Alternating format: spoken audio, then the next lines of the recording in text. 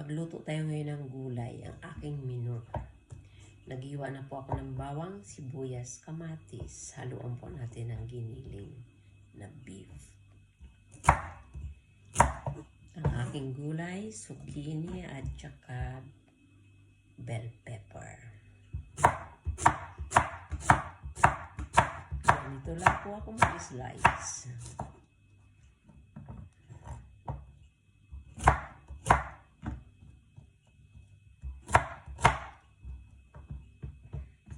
Para madali.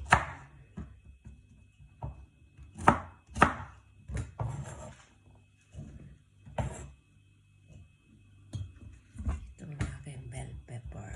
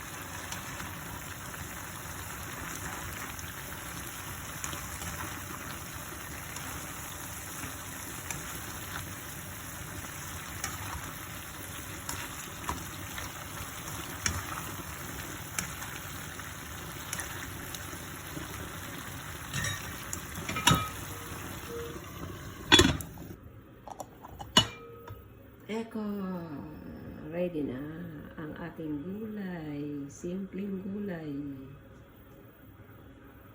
Pero healthy po.